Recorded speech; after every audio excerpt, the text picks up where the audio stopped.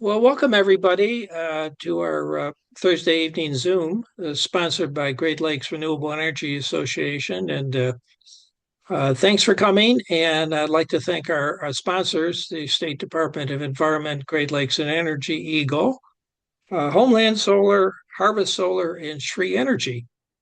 And tonight we have John Kinch, the Executive Director of Michigan Energy Options and President of Great Lakes Renewable Energy Association, coming to talk to us about elective pay, also known as directive pay, that nonprofits and houses of worship, local governments can take advantage of as like an alternative to the federal tax credit. And while the federal tax credit for residents has kind of gone away, there still is this tax credit for commercial institutional buildings. So elective pay and direct pay is definitely relevant these days. And all of you may know of some nonprofit or uh, house of worship or local government that could take advantage of this. So go ahead, John. Well, thank you, John Sarver, and thank you, John Freeman, and the others at GLRAA. If you're not already a member of GLRAA, please join up. It's a great organization. Um, I'm going to put this into three parts, I think, tonight. One, I'll talk about our own experiences in developing a solar project in which elective pay did not exist yet. Secondly, talk about what elective pay is and how you can access it and try to shine a little light on some of the parts of it that might be unclear and opaque. And then lastly, of course, opening up to conversations with you all, because if you're on this webinar on a lovely August night at 7 o'clock at night, you obviously care about solar power, solar energy, renewables, and all those good things. Um, John Sarver knows this story, but I'm going to tell it nonetheless. Way back in 2015, Michigan Energy Options, meaning me and others, thought it was a good idea to try to develop a community solar project. And we put that into motion, and Sarver was deeply involved and helpful on that. And we eventually, and I want to say, emphasize eventually, um, designed, financed, built, owned, and operate a community solar park on a closed landfill in East Lansing. We're one of the few nonprofits in the country, probably the only one in the state to have pulled that off. And it wasn't easy. We had a lot of missteps along the way. One of the challenges we ran into was that our partner, initially, who was a for-profit, was going to be able to bring in the tax equity investor into the project and take 30% off the top of the cost. The tax equity investor, the investment tax credit is a tax dodge essentially for people or for investment banks or for profits so that they can avoid paying taxes that they have built up by doing something good, which is building a renewable energy project. We were building this as Michigan Energy Options, a nonprofit. So we couldn't take a tax equity investment ourselves. And what we had to do was twofold. We had to, one, form an LLC for profit under us. And so I put that together with our attorney and we created Community Energy Options LLC, which was a for-profit. And then we had to then with our partner, begin to look at the financing, the capital stacks of what it would cost to build the project. Ultimately, it was somewhere around $1 million. Um, but our partner along the way went bankrupt, which is never a good thing if you're eh, engaging in a shaky business enterprise to begin with. So we lost this partner, and I went about for the next probably year plus to try to find a tax equity investor that would invest in a project of our size. Our project, by the way, is 345 kilowatts. It's at Bircham Park. It's on 2 acres. It's got a beautiful solar prairie underneath it. So I went around the country, not physically, but calling and talking to folks about the project, trying to find somebody who would want to invest in this project, which was very small by investment standards of that time. And I remember very distinctly calling up some investment bank in California and talking to some guy on the phone. I pulled off to the side of the road, and he said to me again, "Now, how big is your project again? You said 34 megawatts." And I said, no, no, no, 345 kilowatts. And there was a pause, and I could hear him laughing on the phone because that was such a waste of his time to get involved with it. So, had we had elective pay back in 2015, 2018, we finally finished the project at the end of 2018. That would have saved me a lot of heartache and headache. So, it's been a long time coming, this ability for the nonprofit sector to realize the tax benefits, or in our case, cash on the barrelhead coming back to us for doing solar projects because houses of worship, nonprofits, schools, tribes, governments are all interested in doing these kinds of things. And frankly, a lot of those institutional customers are the best candidates for solar, in my opinion, because they're going to be around for a long time, and the payback for solar can take you a few years, and they're going to be there to steward it and make sure that it works. Sometimes solar projects on commercial entities are banking to that commercial entity will stay in business for the next 20 years. So this is a good thing. Unfortunately, between Biden and Trump, a lot of the goalposts moved. One of the things that happened was that the deadlines to meet project feasibility for doing solar and solar and storage projects and geothermal projects have changed considerably. And I'll talk about that as I get into my slide deck here. I also want to mention as I move into the deck that we are partnered with Michigan Saves, which is a lending entity, a green bank, one of the best in the country here in Michigan. And they're really the financial experts in this. I will distinguish what Michigan Energy Options is bringing to this, which is more the technical assessment side of things, not quite the financing thing. So if I stumble a little bit through some of the finance stuff, that's why, because that is not exactly what we typically do at MIO. All right, now let's see if I can move us forward. Hold on just a second. There we go. So, by the way, this is not a recycled webinar. This is an upcycled webinar. We No, gave this no, back. John, nothing moved forward. You can't see my screen? Well, yeah, I see the two, the roof with the two solar systems. Is that what? Oh, okay. That's weird. Let me see why it Because that was up there, and then you said move forward, and nothing changed. says it's paused. Let me stop the share. Let me try it again. Apologies. Share, share.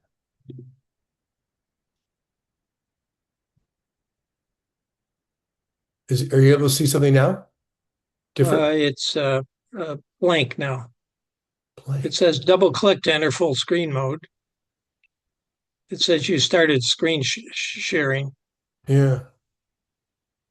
Um, Try one more time.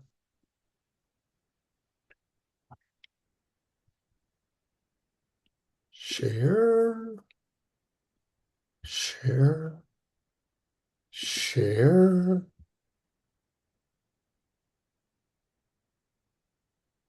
Still black. Okay, hold on.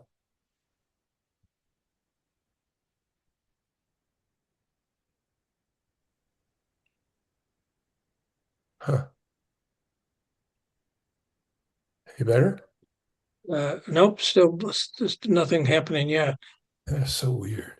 Yeah, I can. You had sent me your the PowerPoint, but maybe You're gonna that's move not it what. along? Uh,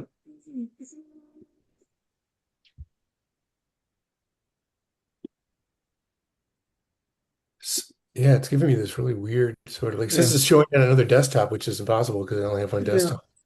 Because I can go and bring up your Do you want the to try to bring it PowerPoint, up, John? that you Yeah, if you sent don't me. mind. Yeah. Okay, let's see if I John, can. do you have to make him a co-host so that he can share? No, he's been able to share before. Yeah, we're Uh, doing great in the warm-up. yeah. Say, oops. It says you are Oh, now I screen. see something. Yeah, okay. Getting close. Hold on here. Okay. How about that? I see webinar logistics, webinar overview. Snap, crackle, pop. Okay, that's it.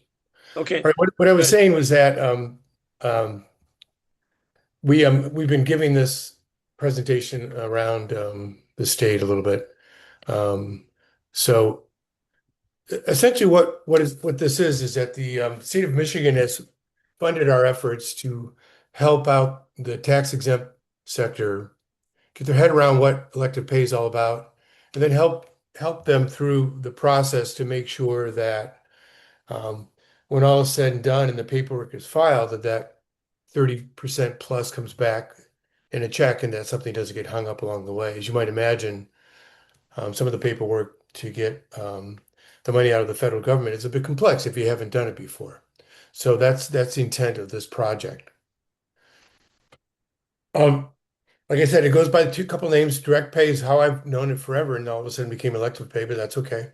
And it, it's it's eligible for folks who don't pay taxes, essentially, right? So that's schools and governments, tribes, public power utilities, even. So our cooperatives and our municipal utilities are qualify for this.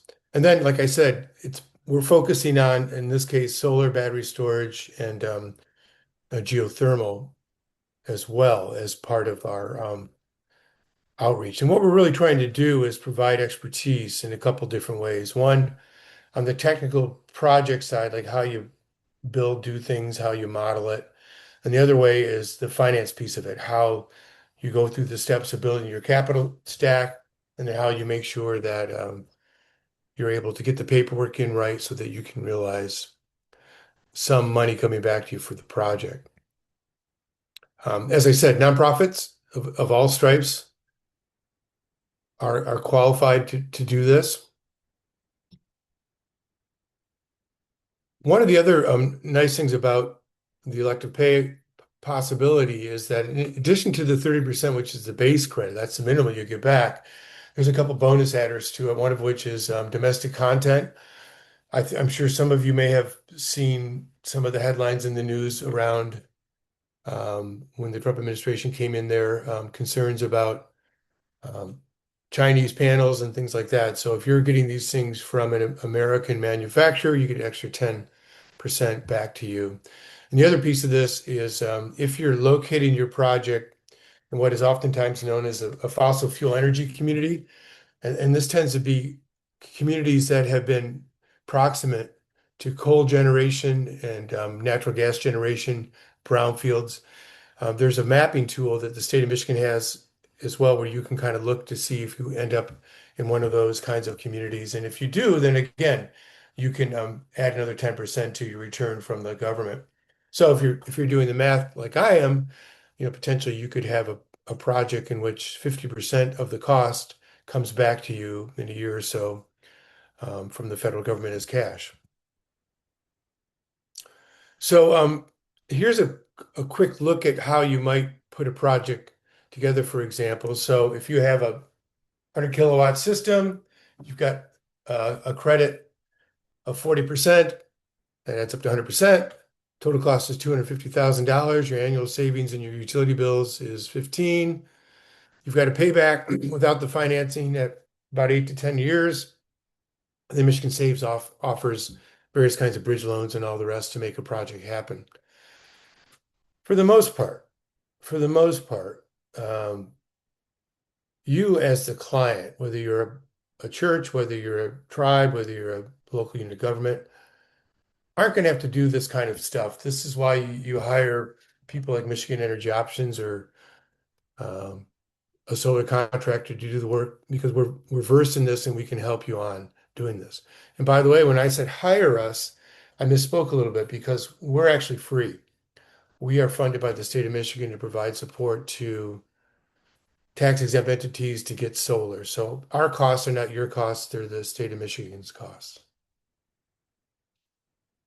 Um, so I'll show you, knock on wood, that I'll be able to get the other PowerPoint up. But what we have done over the years with Michigan Energy Options is provide what I oftentimes talk about as like project feasibility and planning. We work on modeling. We use different kinds of off-the-shelf programs and some of the stuff that we do ourselves. We're essentially there to as I say, we've had the DNR as a solar customer of ours for years and others in the state of Michigan. And our role really is to get in there early and de-risk and de-cost a project. One of the things we have found over the years working with public institutions in particular is that the enthusiasm is high to do a solar project. There's a lot of interest and support within the local jurisdiction if we're picking on a government.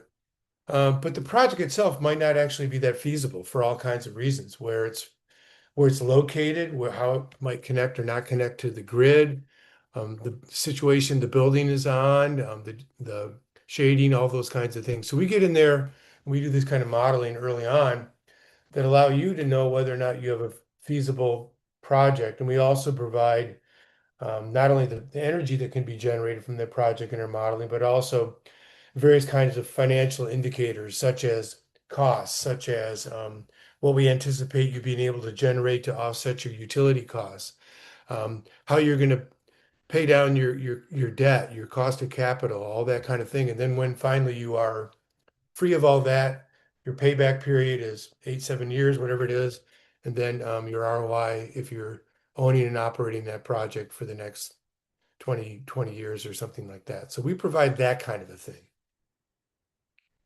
There's an office in the state of Michigan that is Myotech, which is really focusing on a lot of the kind of complexities to do some projects like that.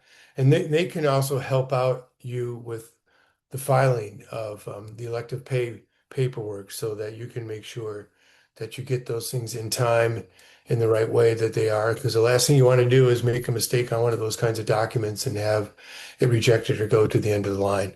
And then lastly, like I said, Michigan Saves as a green lending institution has a low cost bridge financing, which is oftentimes a good thing to access if you're kind of trying to figure out the construction loan piece of things and just making the project finally pencil out. I think many of you know that if you're doing capital projects, that a lot of times it's that last little bit of the funding, which, you need to find somewhere to make the project happen, and that can sometimes be the most challenging piece. So this is just a little bit of the financial opportunities and options you have when you're thinking about doing a project, as I've been describing here. And what I also want to say, and I think it's the next slide coming up here, is about the timing of all this. But you can see that when you're building your capital stack and you're either using equity or using debt, you've got a lot of different kinds of money products coming in at different times, and then you're retiring that debt at certain times. You're keeping other debt going. It's pretty complex, but again, Michigan Saves and others can help you sort that out so that you're maximizing your value and your investment. Now, here's the interesting part, kind of. One of the critical deadlines we've already blown through, which was the 4th of July. So that was known as safe harbor. And what was interesting about that deadline is that you had to have a project that was far enough along to be recognized as a legitimate project, 10% spent on the project, thereabouts 10 to 20%. And then you had a longer time to get it in the ground and get it built. We have had in the state tax-exempt entities that have done this. There are a number of projects that have already been moved forward, and they've actually received their checks from the government. Others are in the queue to get done, and they've done all that kind of good work. If you didn't make that July 4th deadline and get your project registered, then you're in where we are today, which means you have to COD, which is commercial operation date, or energize your solar project by the end of 2027, which is pretty quick. Now, the solar companies, installers that I know say that it's a meetable deadline. It can certainly happen, especially because a lot of these projects are behind the meter projects and they're smaller projects. And so it isn't like you're building 20 megawatts and need 5, 10 years of engineering and all the rest and get through the process of getting it approved. This is more about putting something on your roof like we have in the photo there And we have a lot of good Michigan-based solar installers that are at the ready and can do that kind of thing and meet that COD or that energizing deadline by the end of 2027. That said, one of the things that we're offering, Michigan Energy Options is offering, is to help you, even if you're at the concept stage of a project. If you're, let's pick on a local government and you've got a sustainability plan, you've got a climate action plan, and you've been thinking we should put some solar on the DPW because that's a large energy sink and got a big flat roof and we should move that forward. We can help you at the concept stage of that. We can help you take it along the line. We can provide you a solar scope. We can provide you what I mentioned. I can show you an image of it here in a bit that would allow you to have that plan in place so that you could then take it to decision makers within that government and then go through the process of having the approvals and the budgeting and all the rest. Could that happen by the end of 2027? Yeah, could. But as many of us know, sometimes the processes within local governments tends to be kind of slow. But what it does give you, though, it gives you the playbook. So if you decide in 2028, absent the 30% tax credit, nonetheless, perhaps you're doing something else interesting, like using TIF financing because you're locating something on a brownfield, or you're just simply going to put this thing out for bid in an RFP and see what solar companies can come back to you with. You've got basically the argument for the project. One of the things we've found when we've done this kind of work with the state of Michigan and DNR is that a lot of the solar companies appreciate our effort because it kind of greases the skids a little bit for what they're going to do next. And I can tell you that what we come forward with and suggest is the way to build the project. It's not exactly how it gets built. These solar companies bring their own intellectual property and experience to the project. But what it does do, it kind of cuts some of the costs and the timelines down because we've kind of already had a nice conversation with each other. As I said, one of the problems that I've seen over the years, and this is not to be critical of the public institutions, is sometimes they've come forward with RFPs that they want the everything in the sink in the response by the bidder, and it's just not a practical RFP. The solar companies can't bring what you're asking them to bring. Sometimes, and this happened just recently at a government around me where I live in West Michigan, they put out a bid or an RFP, and I think they got maybe one bid or no bids because it wasn't doable. So we can get in there and help you figure that out and kind of come to an early go, no go decision on a project. And again, it isn't on your dime, it's on the state of Michigan dime.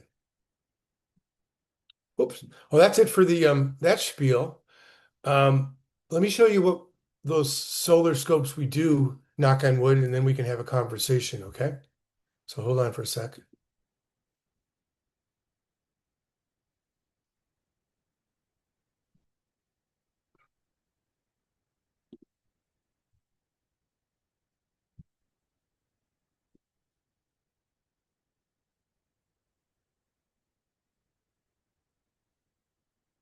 Okay.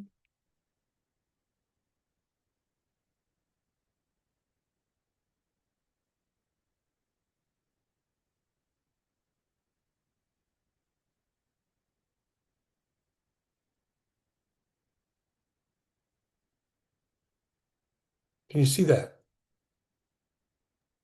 Yep. Snap. All right. So this is one of the products we can bring you.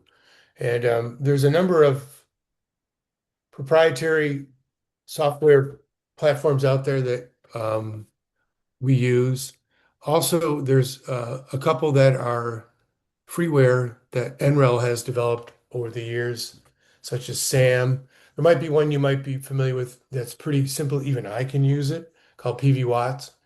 But nonetheless, what we can do is provide a report such as this. So you've got, let's say, a library, and you're thinking about adding solar to the library. So we can model what that would look like, how many solar panels we could get on the roof, the orientation of those. We could then figure out that how much that additional solar may offset your utility bills.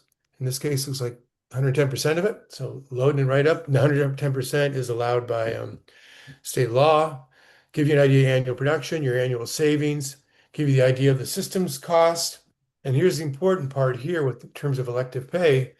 I give you the incentives, the tax break, or in the case of nonprofits, the money coming back to you from the government, and the overall system costs at the bottom there of $22,000 or there $220,000. So the other thing too is that it's always been a moving target in the renewable energy world as to what rebates and incentives and things are available. It used to be that utilities were pretty good for rebating and incentivizing solar. John Sarver, do you want to tell us what you have for your early adoption at consumers for a kilowatt hour? Oh yeah, I had it's a pilot program. Remember, they paid me 65 cents a kilowatt hour. It did Crazy. that only was the cycle first for the Yeah. experimental whatever it was, right?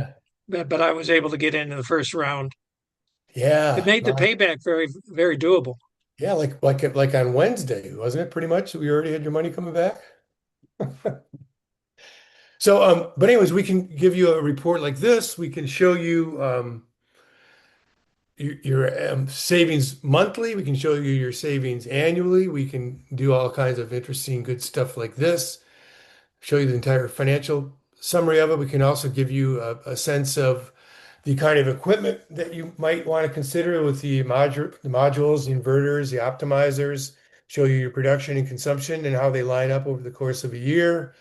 And then, if you have climate goals and so forth and so on like that, we can show you some of the carbon equivalent offsets that the project would do for you. And like I said, this is something that we are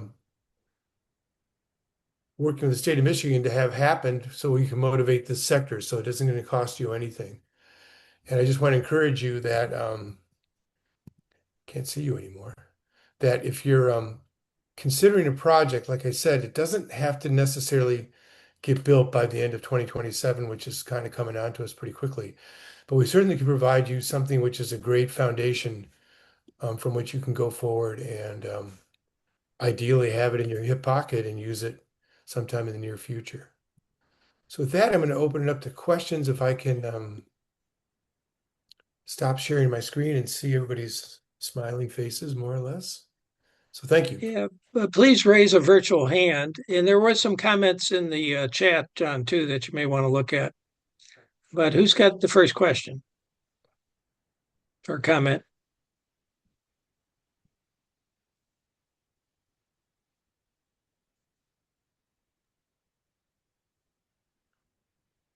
I'll do it. Um, you mentioned, or at least it was mentioned in the email inviting us all here, that utility companies can also take advantage of this, and I wonder why they wouldn't jump all over Yeah.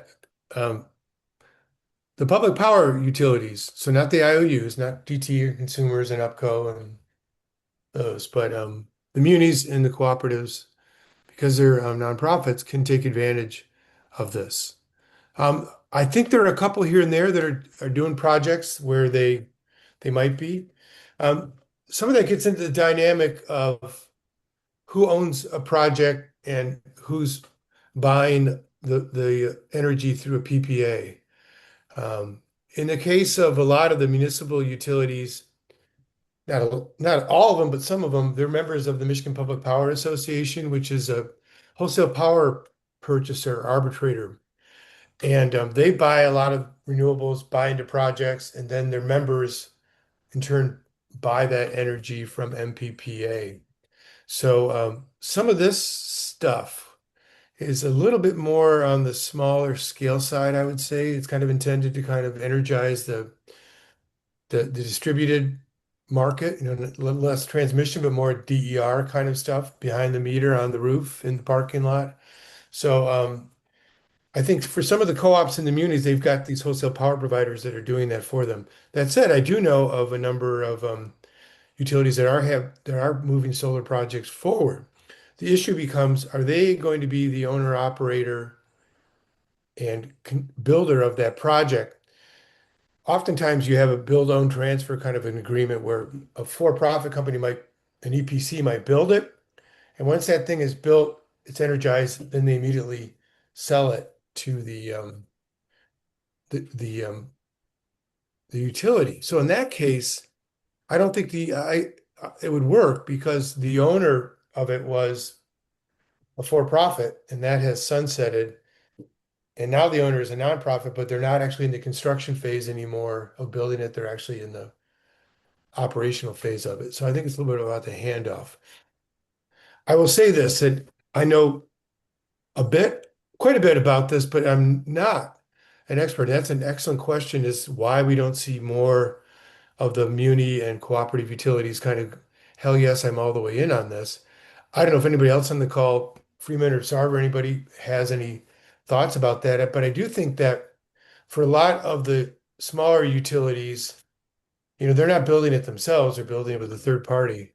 And then it gets kind of interesting with the PPAs and build own transfer and all that kind of thing as to who gets to claim that tax credit. Hey, John, in the chat, we have a question about the domestic content. Because the tax incentives apply to the labor and all materials, but domestic content is only related to materials, right? You don't have workers coming in from another country to build your solar array. From So does Canada, the John? 10% only apply to the equipment, or does it apply to the total cost for the project when I'm pretty you satisfy the domestic content? right, yeah. I'm pretty confident it's a procurement. It is the equipment itself. There are some stipulations to some of this with regard to with wages, like living wage and those kinds of things Hmm. are another aspect of the build. But the labor, I believe, is a separate entity. It really is about purchasing those panels. So one of the panels, of course, that has been a common quality panel for a long time was Canadian Solar. I'm not quite sure what's going to happen now with that. We'll have to see, given all the tariffs.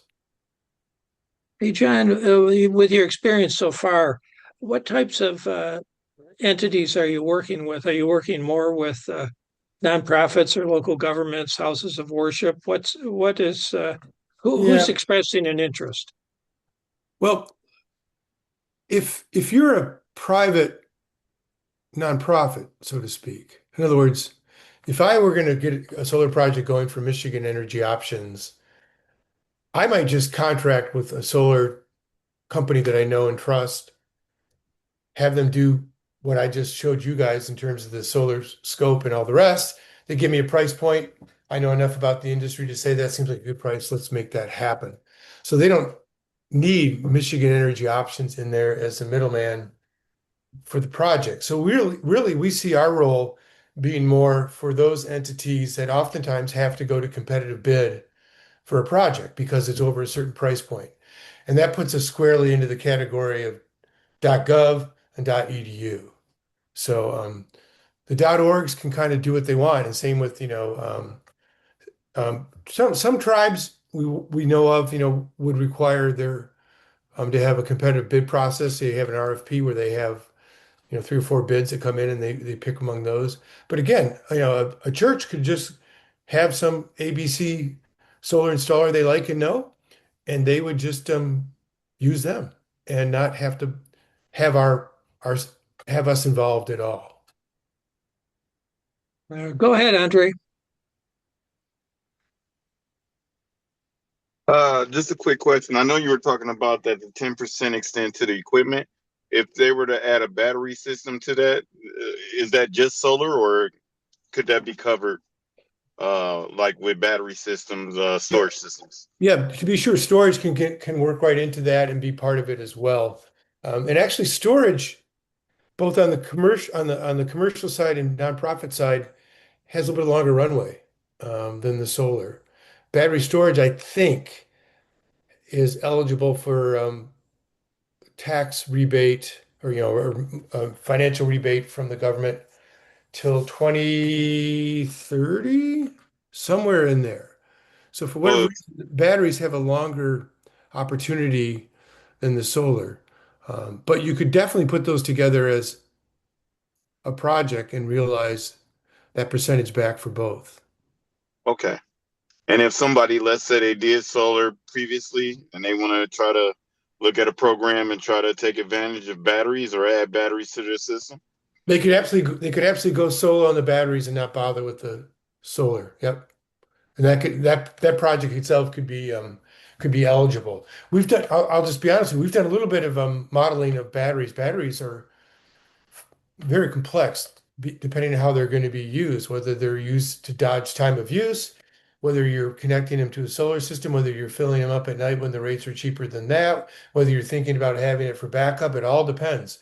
So some of the programs and some of the modeling that are going into batteries are really interesting because there's a considerable amount of confounders into the model than what you have with just solar production itself. But that is being solved as we speak. I just spoke to a solar installer today that I know well, and they said they have been going to town on understanding the whole battery regime so that they can give the best advice to customers about it. Because the last thing you want to do is spend $30,000 more for a battery that isn't what you needed, right?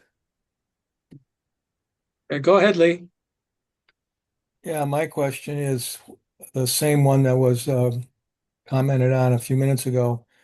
Why aren't munis and other nonprofits, even homeowners associations, getting involved in this?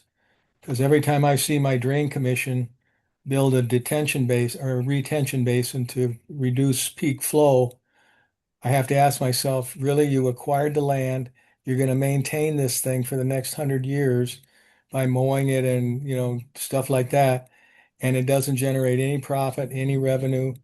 And if you just take your retention basin, cover it with solar, then you'd have both the peak flow mitigation Yep. as well as the other benefit.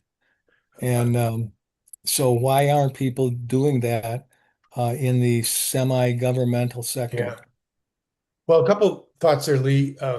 One is that I'm always happy to speak to local government folks. I spend a lot of my time doing that anyway. So if anybody has a warm lead, I'd be happy to go talk to your planning commission or your city manager or whoever it is about this.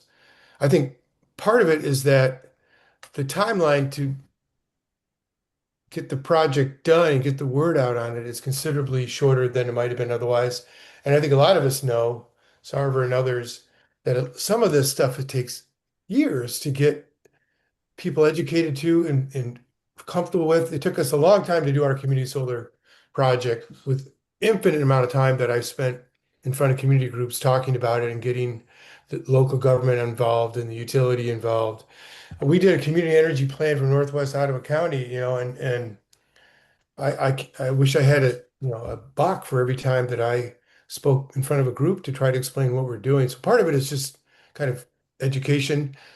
Lastly, I think some of our municipal and cooperative utilities are kind of happy what they're doing right now and don't necessarily want to be bothered with a lot of this other kind of thing.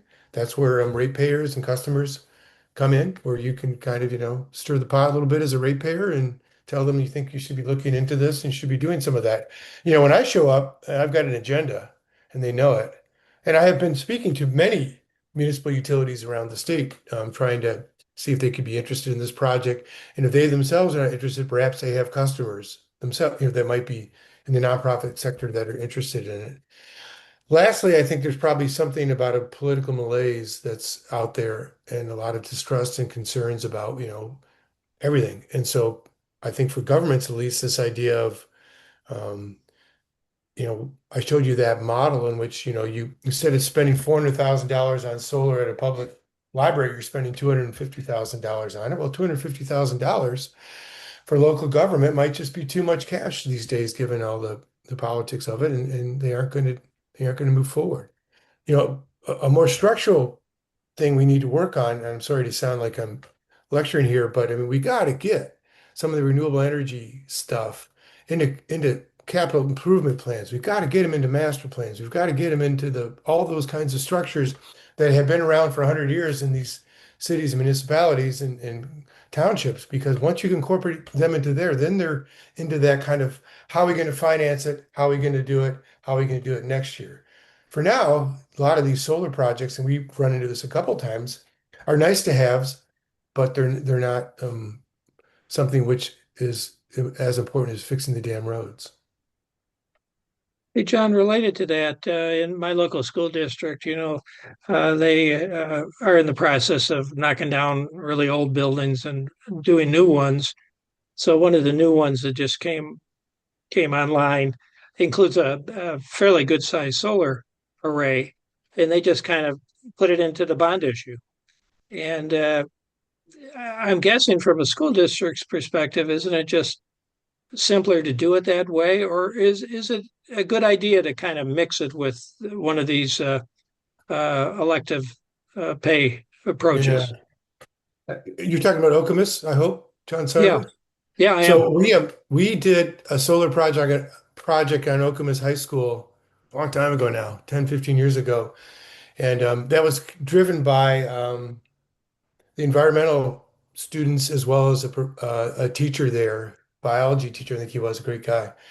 And we did that as a pilot project, and the community came around and parents invested to pay for it above and beyond, what the school wasn't paying for it. So, there is kind of an ethic like that in Meridian Township and Okemos, which is good to see. And you're absolutely right. I mean, one of the things, about what we're offering here is that you've got a CFO at a municipality, a city or something. They're looking at all kinds of funding revenue streams, debt streams, and kind of trying to figure out who's got first position, second position. Is it worth trying to get 30% over here when we can bond over the next 25 years at this low interest rate and we won't even feel it? So part of it is also that kind of a thing where, it may be just easier to put it into those systems that have existed before, and for cities that would be bonding certainly. Yeah, go ahead, John. Can you use PACE funding, or is that's only for commercial entities that pay property taxes? Oh my God, that's a great question, John. I don't think I think Pace has done nonprofit work over the years. I think I could talk to Andy Levin. I think you could probably put that as part of your capital stack to do it. A project. I'd have to look. I'm gonna write that down and ask that. That's a good question to look into. Well, what triggered it, of course, was when you talked about cities think long term, 10, 15, 20 years, and that's exactly what PACE does, thinks Right. long term. Right. Yeah. Right. I mean, when we were involved more deeply with Pace some years ago, obviously it was trying to crack the commercial market, but I do believe they've done some other non-tax exempt projects over the years Maybe as you well. could take a minute, maybe explain what PACE is. You're probably know more about it. Property assessed clean energy. Essentially, what it is it's a way to put a lien on a building in which you can make a lot of energy improvements on that building, and the cost of that is kind of like an ESCO. The cost of doing that saves enough energy and money in that building so that you can service your debt and put a little change in your pocket as well. The the the legal club is essentially that the county or the local jurisdiction can then put a lien on that property. So if you, for any reason, default on making your payments, something happens like that, then they can um, confiscate your building and take on that asset. Um, it's been a good project and program around the state. It's not everywhere. We help kind of stand it up in a number of communities, and they've had quite a bit of success. It's kind of, I would say, it's dependent upon the situation, whether or not a PACE loan is the right vehicle to do something like that. But I think it's absolutely worth looking into. And again, um, Myotech and Michigan Saves and Mio, we can do that kind of footwork for you, so you don't have to and get those kinds of definitive answers, and you can decide to go forward that way. We can also happily connect you to some of the PACE people in the state that we know well who could elucidate that. Yeah, Kurt asked the question in the chat, are the critical dates still in effect for nonprofit projects? Are there any critical dates that are still in Well, effect besides the obvious one, which is the end of COD, December yeah, COD. 2027, right? Yeah. Well, no, because we safe harbor's come and gone, and that was the big one. And so no, I think it's really about and I didn't show you this, but I mean about project viability, right? So if you're starting from scratch and you've got an idea of a project and you're let's pick on you're a sustainability person in a city and you haven't had any conversations with anybody but yourself or the city manager, it hasn't been anything brought forward in city council and all that, you know, getting a project from a dead stop to completed by the end of December probably is going to be a challenge. Now, you might be somewhere along the line. You might have a few projects that are kind of in the air. You can't quite decide on which one.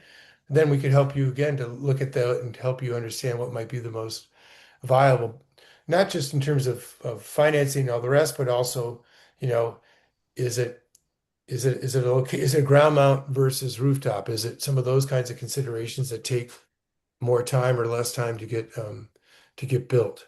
So we can I help you think on that. Kurt's got a follow-up question. Go ahead, Kurt. Thank you, John. I can't find that raise your hand signal. Anyway, That's okay. John Know Clinch, that. what I'm trying to figure out is we're hoping to participate in a project as a landowner that won't start until 2027. But a bunch of us have talked to the local school district, and we would pay to build a project at the high school if this project proceeds. My question is, this project that you're talking about for elective pay or direct pay really wouldn't apply if we start something in 2028, for example. Am I understanding this correct? Right. From my understanding that on the solar side of things, that the opportunity for elective pay would sunset on the 31st, Okay, 2027. Yeah. great. Thank you. Yeah. And I will say Yeah. this, the tax incentive, the ITC and the PTC have been around a long time. Um, Part of the reason for those was to incentivize an industry. In other words, at the time when they first showed up, building these projects was considerably expensive. The installed watt cost to do solar has dropped, of course, a lot over the years, and now it's more than competitive with any other source of energy for electricity. It's the only one being brought online that's new electricity, so it's very competitive. Some in the industry, some solar companies and others, to some extent, think that perhaps the tax incentives and all that should go away. That projects can stand on their own and they can have a good payback and a good ROI and all that because the install costs have dropped considerably. And that sometimes, as I pointed out at the beginning of the talk, running around and trying to find a tax equity investor and doing some of the complexities of that discourage a project moving forward because they're more complex. You Okay. can you can Go you ahead, can make Cindy. about that. Go ahead, Jen. Yes, so I have a question, John. Is there a list, I guess, of references perhaps of schools I mean, I didn't know that Okemos had solar panels for the last 10 or 15 years, of people that churches, schools, especially since I'm a retired teacher, who have solar panels, who have experience with them. I mean, it's one thing to talk to, the car salesman, but it's another thing to talk to the owners. And so, I mean, people who have been through projects like that and can actually, talk to us about the benefits and all the pros and cons and whatever. Yeah, that's a great thought. And the answer is I can get to those folks. So and John Sarver's been involved with MIPO for a long time. It's the Michigan Interfaith Power and Light nonprofit organization that's done a lot of good energy work and on-site solar work for houses of worship. There's also something called the Solar Faithful out there that's doing a lot of solar installs on churches and all the rest. So I can get some of those names and contacts like that. But I think you're absolutely right. A peer-to-peer conversation is stronger than somebody trying to sell them something. Schools, what is the acronym for the schools? There is a school group in which has done some solar work. They're an association, and I can't think of the acronym right now, but I know Five Lakes Energy has done some work for them and others about bringing on EVs and solar at schools. So that's another place that we could get lists. But I think idea of like this idea of like testimonials, or at least somebody that you could speak to who's gone through it and knows it, is a powerful one, and we should be using that. Yeah, I think that would be really beneficial, especially school districts, because I mean, districts are very skittish about taking on any debt and doing that kind of thing right now. So Absolutely. thank Go ahead, you. John Freeman. Does your modeling, John, are you able to project what the rate increases will probably be for utilities down the road? Because the Yeah. rates are going up almost every year, and there's a lot of concern, and John Richter has articulately talked about this, that data centers might in fact cause rate increases to go even higher. So are you able to factor that in? I'm sure you are, but I just wanted to double Yeah, I check. mean, the models typically include what is referred to as an escalator. So, which is kind of based on historical data of utilities raising rates. And it can even be specific to that utility that's your incumbent. So in other words, if you're Marquette Board of Light and Power or Consumers Energy or wherever like that, it can factor that in and kind of, hedge a little bit as to what what might happen in the future in terms of the rate increases. Whether it's got whether they've added the white whale to it, where all of a sudden data centers come in and really, drastically change what is kind of common sense in terms of rate increases over the years. I don't know the answer to that, but that's a good one to think about because you're absolutely right. I mean, one of the truths about rooftop solar, behind the meter solar in this state is that the volumetric pricing that our utilities have, the commodity part, has been going up, but it's not like this. It's kind of going up like that. Um, but a lot of the fixed costs have gone up considerably. And so like the distribution costs and connection costs and all these other kinds of costs that nobody understands in a utility bill. And so at the end of the day, your rate is higher. Not because you're, using more energy necessarily, but the utilities are seeing they're losing market share by having behind the meter solar, and they're losing market share by energy efficiency projects. So they're tacking on fixed costs that, we should all be aware of and sensitive. There's certainly if you get solar, you're gonna pay for a bidirectional, not only a bidirectional meter, but sometimes in the case of our community solar project, we had to pay for a utility scale or utility grade meter that's a lot better than a regular meter, so they can constantly monitor it. And there were a lot of other costs like that that got onto our project that we hadn't really necessarily known about or anticipated. And that's all the utility doing resource guarding, in my opinion. And you got to be aware of that, and you got to, what do you do about it? I mean, if it's like the deal they're going to give you, and you're in a particular part of the state, and that's your incumbent utility, what are you going to do? You're going to take their deal, or decide not to do solar, or decide to go off grid? Those are your choices. Marcia, I see your hand, but I'll let Andre go first. I think he was first. Go ahead, Andre. If he's still here. Andre? Okay, Marcia, go ahead. Muted. You got on mute. Thank you for this presentation. It's fascinating. I didn't know all about this, and I'm really surprised that I didn't, since I've had solar since 2010. I am interested in trying to get the local government buildings, the sort of the people who manage those and who use the energy to light them up, to think about putting solar on their roofs. And most of them, are pretty well open to the sunshine. And I wonder if you've had experience working with any local governments on their use of solar and so forth.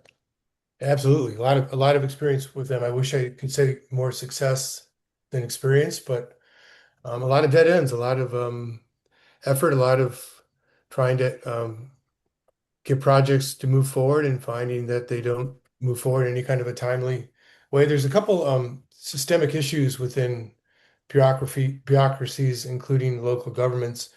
A big one is that you have departments and agencies or whatever throughout a government, and they have a centralized utility bill system in which the accounting department pays it. So you're in the DPW versus doing something with real estate, whatever, and your utility bill is whatever it is, and you pay it, and accounting pays it, and you pay accounting, and nobody's tracking that. Like nobody's tracking the performance of that over time. There's no incentive to use less energy in these kinds of situations. And in fact, oftentimes, sometimes in universities, this has happened, and certainly governments too, a little bit. If you shine and you show yourself to be using a lot less energy than some other department, and the budget rolls around next year, you might get less of a budget because Yeah, you're no, I not spending understand the that. money, But right? So, but one of the things. are there any local governments who have done this, who have been interested in it and actually put solar on their roofs or whatever, that you could Yeah, give me the names of, maybe, so I could get in touch with them? East Lansing, Ann Arbor, I mean, a lot have done it. Grand Rapids. I mean, a lot of these cities have stepped in and done Detroit. We've helped Detroit on some projects. So I mean, I don't know this for a fact, but I would say probably the best place to go shopping to find out more data on this would be the Michigan Municipal League's Michigan Green Communities. Mhm. Daniel Baird runs that. And that's communities, municipalities around the state that have put out sustainability goals for themselves that they try to reach and have various levels of, success. And a lot of those, as part of moving up the ladder of being sustainable, end up doing solar projects. Okay, good. Thank you. What I would say, though, in a light criticism of them, is that for some at least, it's kind of one and done. It's a nice kind of demonstration pilot project, but it's 10% of their load, and they could be doing a lot more than that. They could be doing a lot of more of those projects and bringing themselves more and more offline. Probably the strongest example of a city moving hard in that direction these days is Ann Arbor with its sustainable Mhm. electricity utility, where they're trying to, go whole hog. And did you work with them or did they do this? They did it on their own, didn't they? Yeah, we do the rebate program with the city of Ann Arbor, but no, Missy Stultz and a lot of other bright people down in Ann Arbor put the SEU into motion. Um, so we are not directly involved with that, though we've certainly paid attention and learned from what they're doing. I can tell you, if you don't tell anybody else beyond this call, that there are other cities in the state that we've been talking to are also wondering about escaping the clutches of the investor-owned utility that has them and creating their own municipal utility underneath it. That'd be kind of an interesting thing, wouldn't it, to see several cities do that? Yeah. Well, Traverse City, which is near where I live, has its own utility, although a lot of the homes there are also under consumers, uh, And Cherryland. and Cherryland, right? Yep. But they do have a fairly forward-looking local Oh, utility. we did the climate plan for TCLP along with Five Lakes. Uh-huh. And Brandy Ekron is wonderful. She's their general manager, and Jacob Hardy. And they're very progressive and motivated to do everything they can on the clean energy front. So they're one of our shining stars in the state. Good. Yeah. Andre, did you have a question? All right, yeah, I just wanted to ask, and it didn't really matter. I wanted to ask, do you have to be grid? Does the project have to be grid connected in order to take advantage of the tax? Or Nope. if I wanted to, okay, thank you. Okay, go ahead, John. I just think the idea of putting together a set of testimonials from schools and churches and nonprofits and city governments that have installed solar, I think that's a really, really good idea.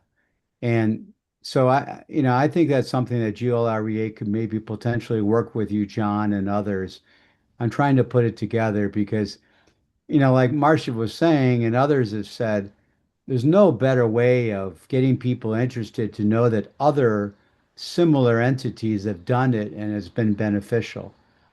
Absolutely.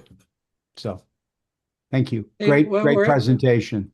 we're after 8. Thank you very much, John Kinch. And I think your presentation is very valuable for anybody who works with nonprofits or houses of worship, local government schools, and maybe there are some people that want to lobby their municipal utility to get something going. So thanks again, everybody, for coming, and I hope to see you next Thursday. Take care. Thanks again, John Kinch. Thank you all. Have a good evening. Appreciate it.